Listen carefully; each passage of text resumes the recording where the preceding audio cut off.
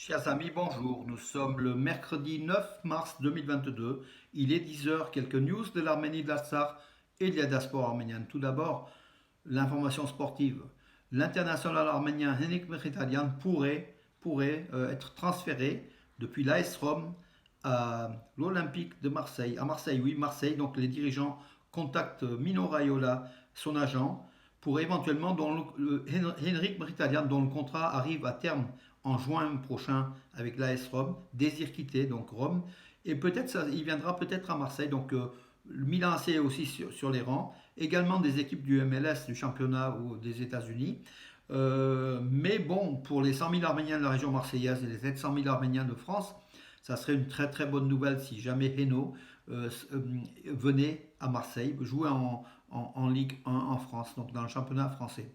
Henrik Mkhitaryan, qui est un fan de l'Olympique de Marseille, on le sait, quand il était jeune à Valence, ici on l'avait rencontré, hein, donc voilà, il adorait Marseille. Et d'ailleurs, il a failli jouer à Marseille, il y a été, mais les dirigeants de Marseille ont trouvé qu'il était trop frêle à l'époque, quand il était jeune. Dommage, dommage, mais enfin, il a fait quand même une très belle carrière internationale, hein, dans les meilleurs clubs européens comme Manchester United, Arsenal, enfin, je ne vais pas tout vous dicter. En tout cas, ça serait une bonne chose si Eno, qui a annoncé sa fin de carrière en équipe nationale d'Arménie à l'âge de 33 ans. Ça serait pas mal qu'il joue encore quelques années en professionnel et pourquoi pas à Marseille, comme nous espérons, tout simplement. Après la banderole, l'Artsakh et l'Arménie, lors du match OM Karabakh en 16e de finale de l'Europa League Conference, voilà, à Marseille, au stade Vélodrome, le club de Karabakh, les Azeris, ont protesté après le match, et l'UEFA vient de sanctionner l'Olympique de Marseille autour de 40 000 euros, hein, donc d'amende, donc pour déploiement de banderoles à caractère politique. Alors que le nom même de Karabakh est politique. C'est un nom usurpé que Bakou utilise. Le Karabakh n'est pas azéri, mais ils prennent le nom de ce territoire arménien. L'UEFA ne sanctionne pas. Mais il faut dire aussi que la compagnie pétrolière SOCAR est l'un des financeurs de l'UEFA. Voilà, donc il faut voir aussi les relations entre l'UEFA et l'Azerbaïdjan. L'UEFA qui est aussi corrompu, hein, à ce niveau-là, hein. C'est l'argent, hein, c'est le monde de l'argent. C'est le pétrole qui arrose tout et qui fait parler. Donc voilà, même l'injustice est là grâce à l'argent, hein, donc tout simplement.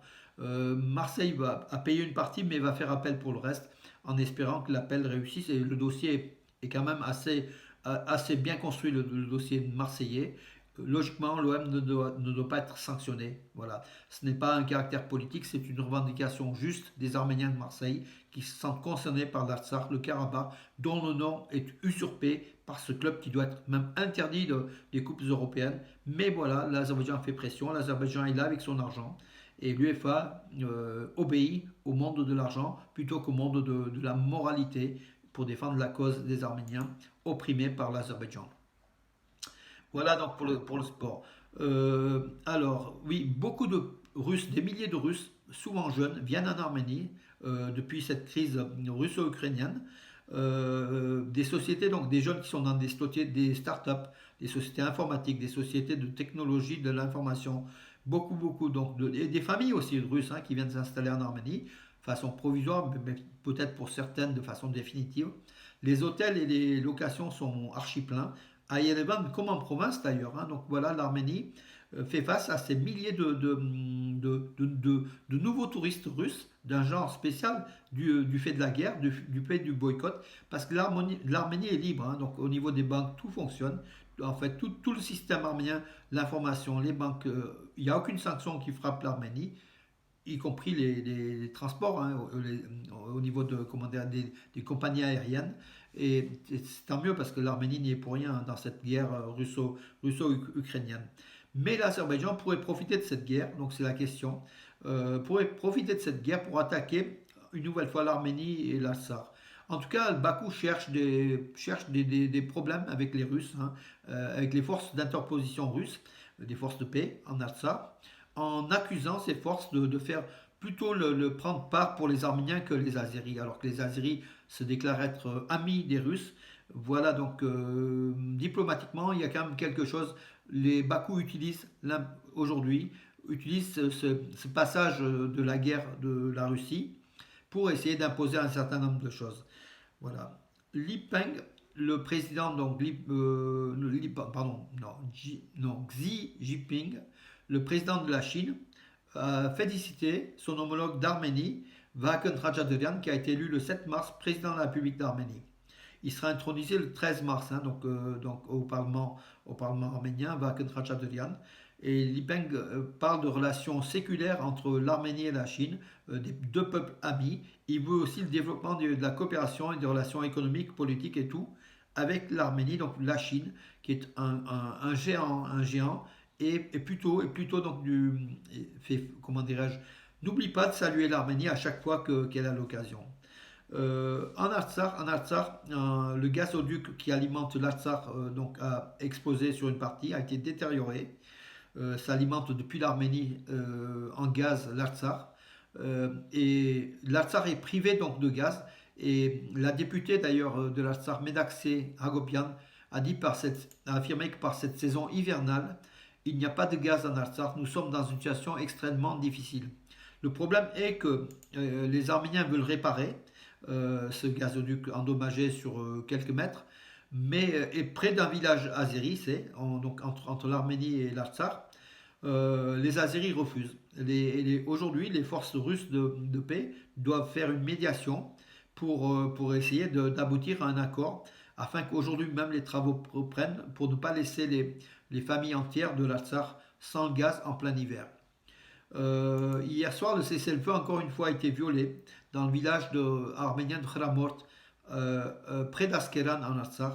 Une nouvelle fois, c'est la troisième ou la quatrième fois, les Azéris ont tiré en direction de ce village arménien. Les Azéris font tout pour déstabiliser la région, hein, donc profitant que Moscou soit occupé à la guerre contre l'Ukraine, ils essayent encore une fois de démoraliser la population, de gagner des points. Voilà.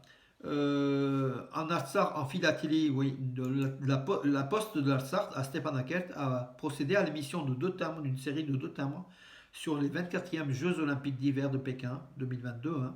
Voilà, deux beaux timbres hein, qui feront le bonheur des collectionneurs. C'est imprimé en 10 000 exemplaires, la série. Donc voilà, il y en aura pour tout le monde. Hein. 10 000 exemplaires, pour l'Artsakh, c'est un très très bon score d'impression. Voilà, le bureau mondial de la FRA sont connus, les membres sont connus hein, après une réunion qui s'est tenue à Yerevan, la 34e Assemblée Générale de la FRA. Voilà, vous pouvez lire les noms donc, sur Armé News ou sur ma page Facebook, on a donné le détail repris par la presse d'Arménie. Ben voilà, écoutez mes amis, j'en ai fait le tour. Je regarde si j'ai... Écoutez, bon, nous saluons aussi un souffle d'Arménie, donc de plus de 8 artistes qui exposent à Grenoble, dont Toros, notre ami Toros. Voilà, ça se passe donc du 8 au 24 mars, un souffle d'Arménie, à la Maison de l'International de Grenoble. Hier soir, c'était l'inauguration, avec beaucoup, beaucoup de monde, et on salue donc tous nos amis grenoblois, hein, Grégoire Atamian, Marangian, et puis aussi, donc pour Toros aussi, les amis de Toros qui étaient venus très nombreux, Toros Raskelenian. Voilà mes amis, donc une belle chose donc pour Grenoble, la culture arménienne, le souffle d'Arménie va souffler quelques semaines. Voilà, si vous avez l'occasion, allez-y. Écoutez, j'en ai terminé mes amis pour aujourd'hui, je vous donne rendez-vous à demain, bonne journée.